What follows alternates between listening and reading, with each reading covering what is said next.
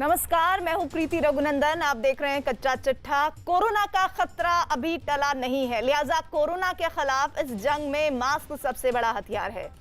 News 18 सबसे appeal करता है कि मास्क जरूर पहने। न्यूज 18 मास्क के लिए मुहिम भी चला रहा है, #मास्क पहनो इंडिया। और इसी के साथ ही आइए कच्चा चिट्ठा प्रोग्राम की शुरुआत करते हैं। तालिबान के चंगुल से आजाद होने की कोशिश कर रहे अफगानिस्तान को उस वक्त तगड़ा झटका लगा जब काबुल के करीब उसके 2 शहरों पर तालिबान ने कब्जा कर लिया। हालांकि अफगानिस्तान की सेना ने भी फौरन मोर्चा संभाल लिया। अफगान आर्मी ने जमीन और आसमान से तालिबान पर आक्रामक रुख अपनाया। अब तक मिली खबरों के मुताबिक अफगानिस्तान सेना के हमलों में 50 से ज्यादा आतंकी मारे जा चुके हैं। लेकिन अब बड़ा सवाल यह कि क्या अफगानिस्तान में एक बार फिर जंग की आग भड़कने वाली है?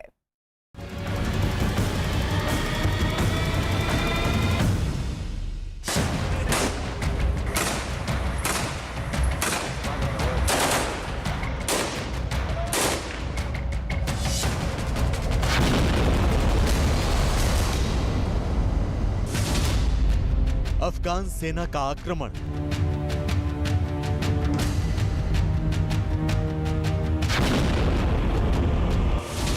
तालिबान का ठिकाना तबाह।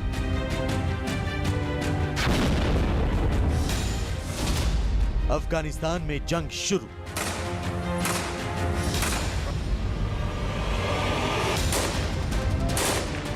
बीस साल बाद सुपर पावर अमेरिका की फौज ने जैसे ही अफगानिस्तान को अलविदा कहना शुरू किया, तालिबान एक बार फिर सिर उठाने लगा।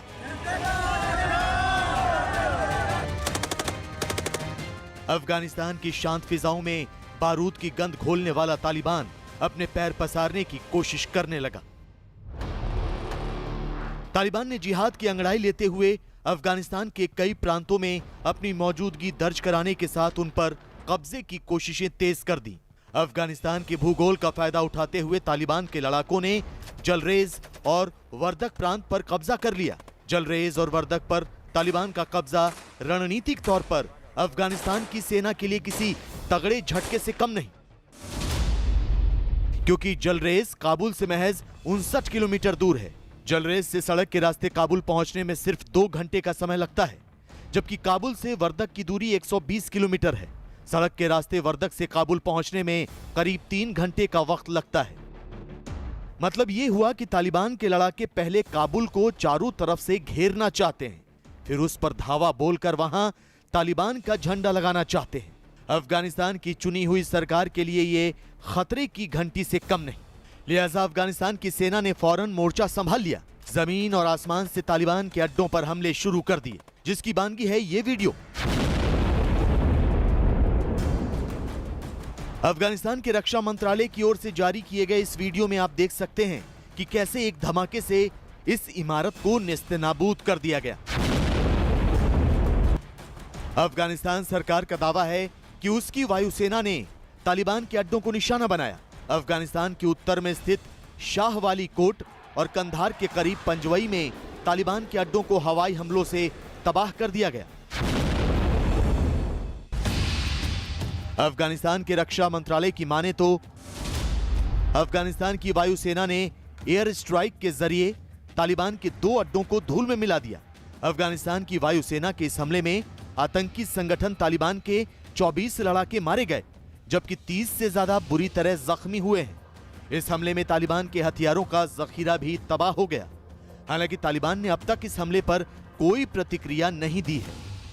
शावली कोट और पंजवाई में अफगान सेना द्वारा हवाई हमला एक बहुत अच्छा संदेश देता है, बहुत अच्छा मैसेज देता है कि उनकी सोच आज आक्रामक है। तो जब अमेरिका की सेना विड्रॉ कर रही है तो वहां पर यह संदेह हमेशा रहता था कि वहां पर अफगानिस्तान की सुरक्षा कैसे होगी। एक तरफ तो तालिबान शांति की बात कर रहा था, लेकिन दूसरी तरफ उसके लड़ाके खूनी खेल खेलने की तैयारी कर रहे थे। लेकिन शाहवाली कोट और कंधार के करीब पंजवई में उसके अड्डों को तबाह कर अफगानिस्तान की सेना ने इशारा कर दिया कि उसके मंसूबे क्या हैं। यही नहीं, अफगानिस्तान की सेना ने जलरेज और वर्दक को भी तालिबान की चंगुल से आजाद कराने के लिए अपना मिशन तेज कर दिया है।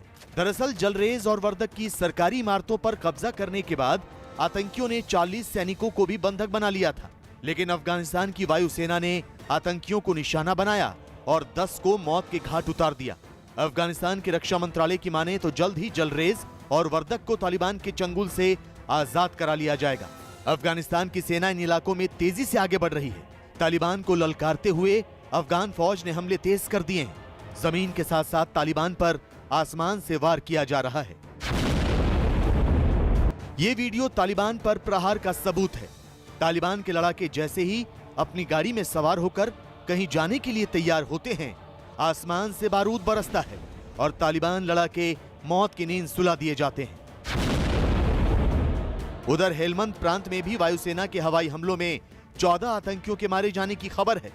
इसी तरह की एक और कार्रवाई में 8 आतंकी ढेर कर दिए गए हैं। तालिबान सेना ने जलरेज को वापस लेने के लिए जंग छेड़ी हुई है और जैसी खबर है कि अभी तक तकरीबन 40 तालिबान मारे जा चुके हैं।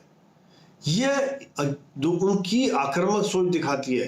पहले शावली कोट और पंजवाई में हवाई हमला और साथ ही साथ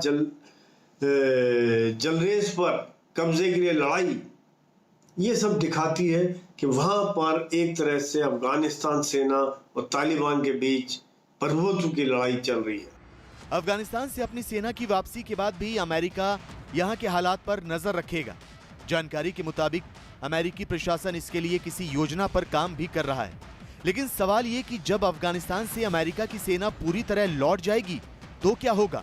जानकारों की माने तो अभी जो हालात हैं वो कहीं ज्यादा बदतर हो सकते हैं। शांति वार्ता की आड़ में तालिबान अफगानिस्तान पर संपूर्ण कब्जे की साजिश को अमली जामा पहनाने की कोशिश कर सकता है। अमेरिका की वापसी के साथ ही तालिबान बहुत सक्रिय हो गया है और आए दिन बड़े बड़े सिविलियन टारगेट्स पर हमला करते रहते हैं। अफगान सेना अफगान सरकार के टारगेट्स पर हमला करते रहते हैं। पिछले ही दिनों उन्होंने एक स्कूल पर मासूम बच्चों को मारा। ये सब घटनाएं दिखाती हैं कि वो बोल्ड हो रहे हैं, उनको कहीं ना कहीं सपोर्ट मिल रही है और आज अफगानिस्तान पर जो गैप या वैक्यूम आ रहा है उसका फायदा उठाकर वो अफगानिस्तान पर कब्जा करना चाहते हैं। इसमें दो राय नहीं कि अफगानिस्तान में एक बार फिर जंग की ज्वाला भड़क सकती है। इसमें दो राय नहीं कि तालिबान के साथ संघर्ष एक बार फिर जंग की शक्ल ले सकता है, जिसकी बहुत हद तक शुरुआत भी हो चुकी है। ऐसे में अमेरिका को इस मामले में एक बार फिर सक्रिय भूमिका निभानी होगी। शांति वार्ता के साथ साथ तालिबान और उसके खैर ख्वाह पाकिस्तान को रास्ते पर लाने की कोशिशें तेज करनी होंगी।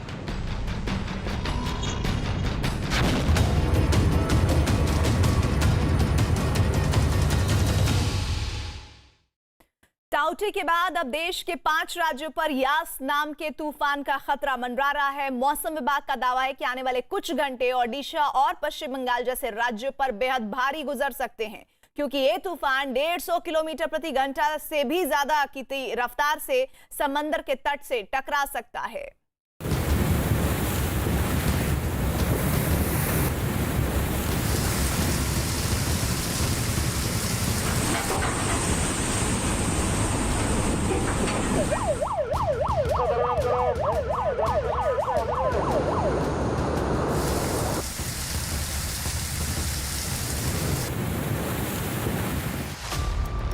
टाउटे के बाद यास की दहशत।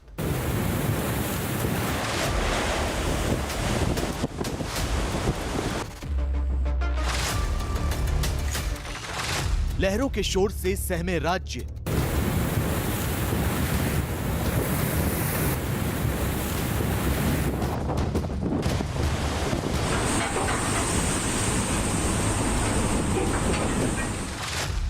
कहीं रस्सियों से बांधे गए जहाज।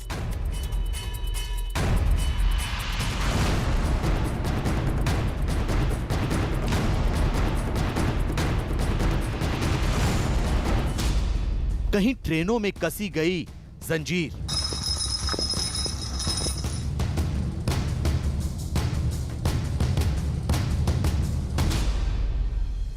ये 6 तस्वीरें उस यास नाम के तूफान के ट्रेलर की हैं, जिसने देश के 5 राज्यों में हड़कंप मचा दिया है। दावा किया जा रहा है कि अगले कुछ घंटों में ये तूफान समंदर के किनारों से टकरा सकता है। मौसम विभाग के मुताबिक आंध्र प्रदेश, तमिलनाडु, पश्चिम बंगाल, ओडिशा और अंडमान निकोबार के तट पर यास का भारी खतरा बना हुआ है। लेकिन सबसे बड़ी चुनौती है पश्चिम बंगाल के सामने, जिसने कुछ ही महीनों पहले अम्फान जैसे खतरनाक तूफान का सामना किया है।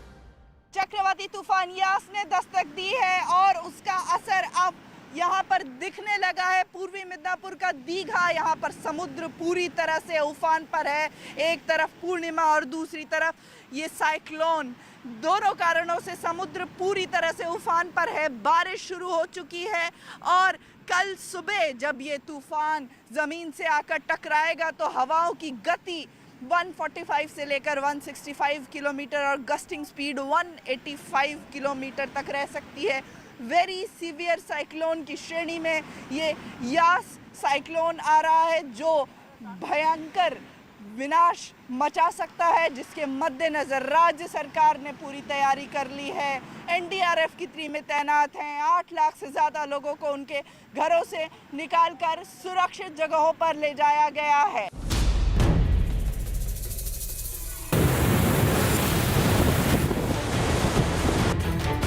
यास नाम के इस तूफान की रफ्तार क्या हो सकती है, इसकी तस्दीक ये तैयारियां भी कर रही हैं। पूर्वी मेदिनीपुर के मेदेचा रेलवे स्टेशन पर ट्रेन के पहियों को चेन से कस दिया गया है। आशंका जताई जा रही है कि तूफान की तेज रफ्तार सैकड़ों टन वजनी ट्रेन को भी भारी नुकसान पहुंचा सकती है। यही वजह है कि खतरे को कम करने के लिए इन भारी भरकम पहियों को लोहे की चेन से बांध दिया गया है।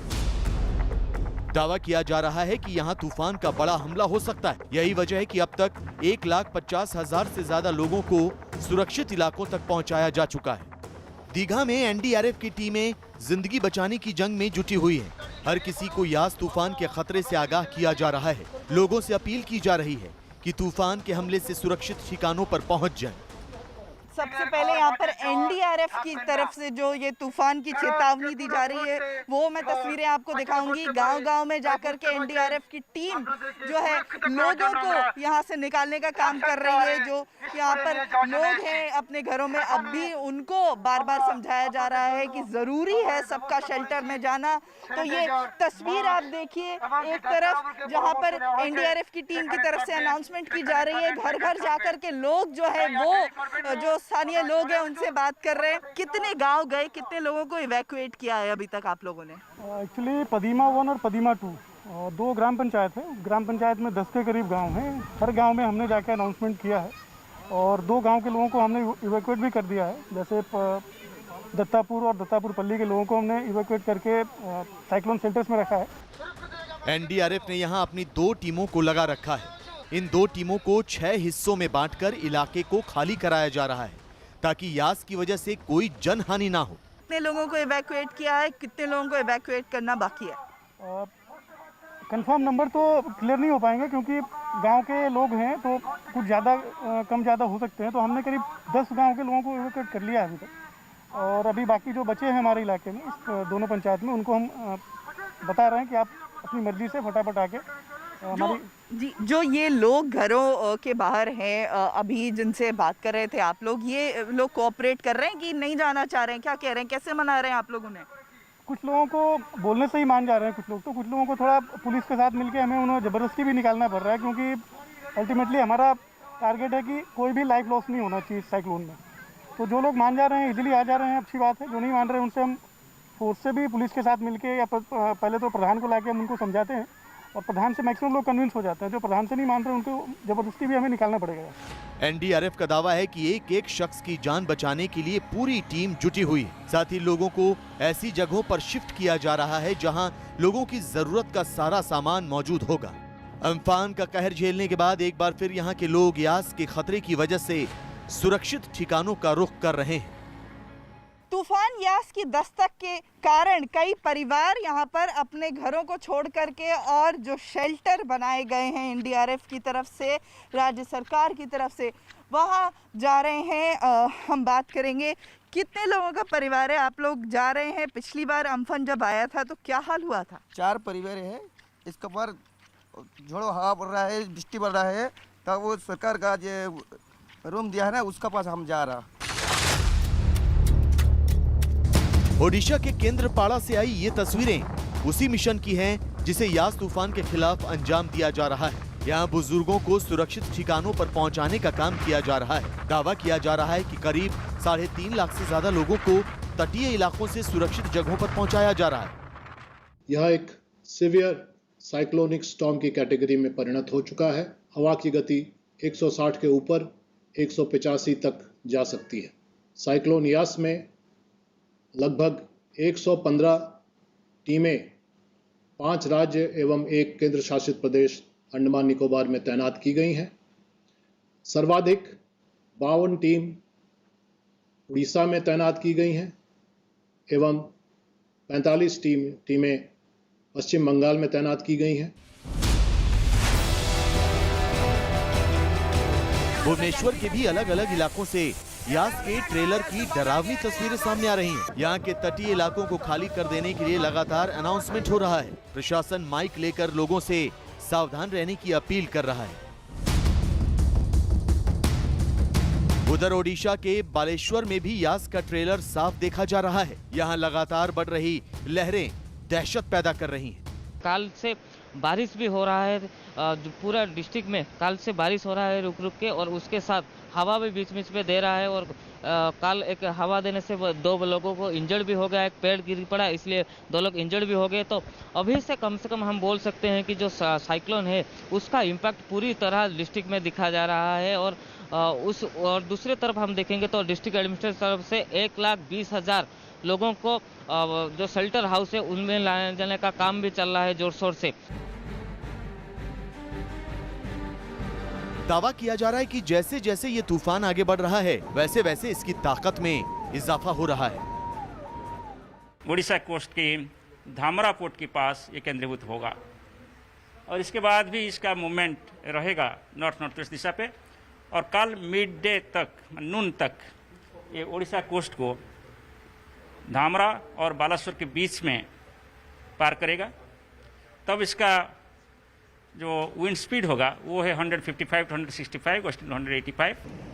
उधर नौसेना ने भी यास तूफान से निपटने के लिए पुख्ता बंदोबस्त कर लिए हैं। जानकारी के मुताबिक INS नेताजी सुभाष पश्चिम बंगाल सरकार के साथ मिलकर राहत और बचाव के लिए मुस्तैद है। नौसेना के गोताखोरों की 2 टीमें बोट और दूसरे जरूरी सामान के साथ तैयार हैं। एक गोताखोर की टीम और 2 फ्लड रिलीफ टीम दीघा और फ्रासेरगंज में पहले से ही तैनात है। एक राहत बचाव टीम को डायमंड हार्बर पर स्टैंड बाई में रखा गया है। इन टीमों के पास जरूरत के सभी उपकरण मौजूद हैं। इसके अलावा नौसेना ने कोलकाता स्थित डिपो सेंटर में 500 लोगों के लिए राहत और बचाव सामग्री को तैयार रखा है। नौसेना के 4 जहाज राहत और बचाव के इस मिशन में जुटे रहेंगे। जहाजों पर मौजूद नौसेना के हेलीकॉप्टर और टोही विमानों को विशाखापट्टनम में स्टैंड बाई में रखा गया है, जिनका इस्तेमाल राहत बचाव और हवाई सर्वे के लिए किया जाएगा।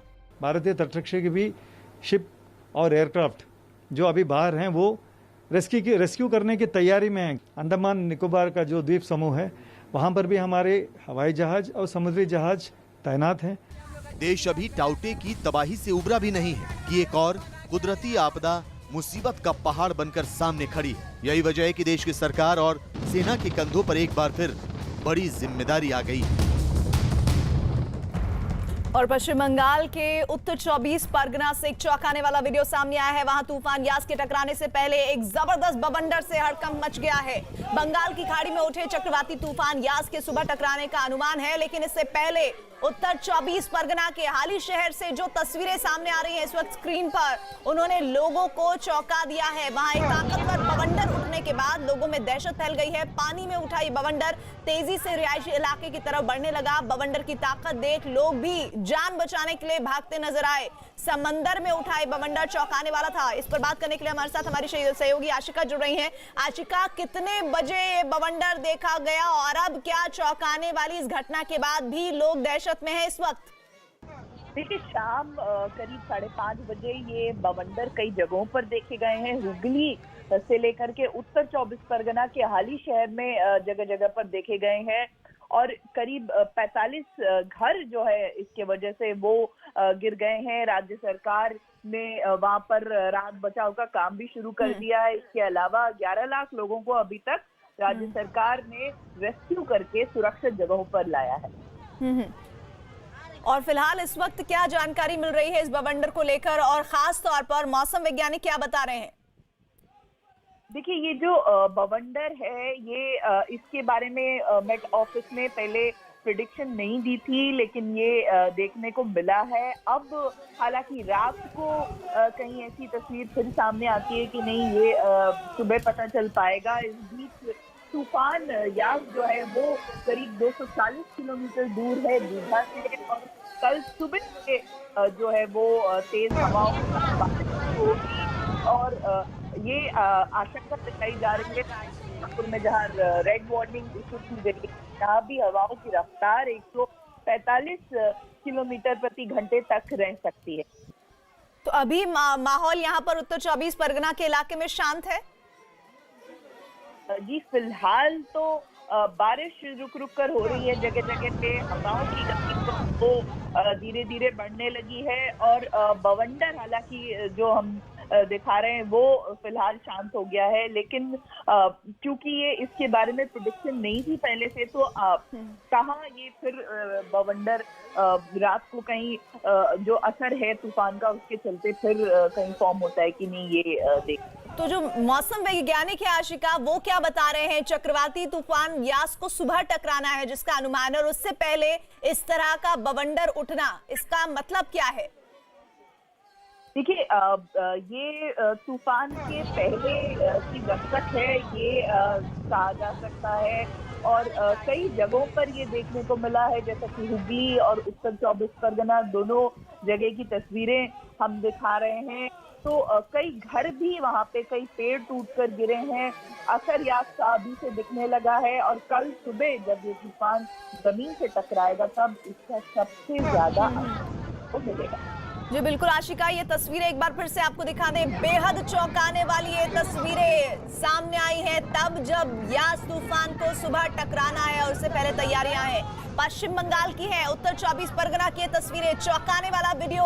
वहां तूफान यास के टकराने से पहले एक जबरदस्त बवंडर से हड़कंप मचा हुआ है। बंगाल की खाड़ी में उठे चक्रवाती तूफान यास के सुबह टकराने का अनुमान है, लेकिन इससे पहले उत्तर 24 परगना के हाली शहर से जो तस्वीरें सामने आई, उन्होंने लोगों को चौंका दिया है। इस वक्त स्क्रीन पर वही तस्वीरें आप देख रहे हैं। वहां एक ताकतवर बवंडर उठने के बाद लोगों में दहशत फैल गई। पानी में उठा ये बवंडर तेजी से रिहायशी इलाकों की तरफ बढ़ने लगा। बवंडर की ताकत देख लोग भी जान बचाने के लिए भागते नजर आए। समंदर में उठा ये बवंडर लोगों को लगातार डराता रहा।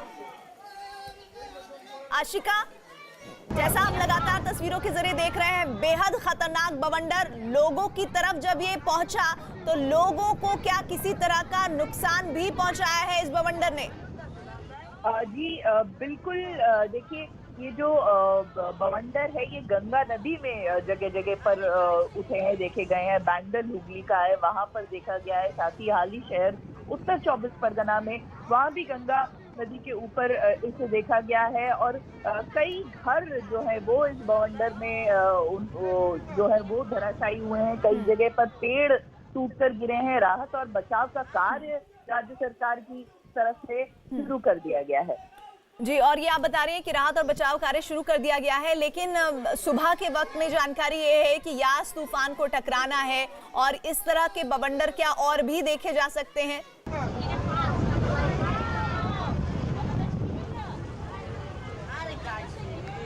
आशिका, ये बवंडर किन किन शहरों पर दिखा? जी देखिए ये हुगली के ऊपर देखने को मिला है, और उत्तर 24 परगना, और आशंका है कि और भी जगहों पर रात को ऐसी तस्वीर सामने आए। और काफी विनाशकारी रहा है ये बवंडर भी, और इसे तूफान के पहले की दस्तक कह सकते हैं। करीब 45 घर जो है हुगली में, और हाली शहर में भी 20-25 घर जो है वो धराशायी हुए हैं। कई पेड़, अनगिनत पेड़ टूटकर गिरे हैं, और लोगों में दहशत जो है वो बनी हुई है ये तस्वीरें सामने आने के बाद। जी शुक्रिया आशिका जानकारी के लिए। एक बार फिर से तस्वीरें देखिए पश्चिम बंगाल के उत्तर 24 परगना से, एक चौंकाने वाला ये वीडियो जिसमें साफ दिख रहा है कि तूफान यास के टकराने से पहले एक जबरदस्त बवंडर पहुंचा है वहां पर, और वहां पर इसके बाद हड़कंप मचा है। बंगाल की खाड़ी में उठे चक्रवाती तूफान यास के सुबह टकराने का अनुमान है, लेकिन उससे पहले ही उत्तर 24 परगना के साथ साथ हाली शहर जो इलाका है, उसके अलावा और भी कई हिस्से हैं पश्चिम बंगाल के जहां पर ये बवंडर देखा गया, पहुंचा गया। इसने कई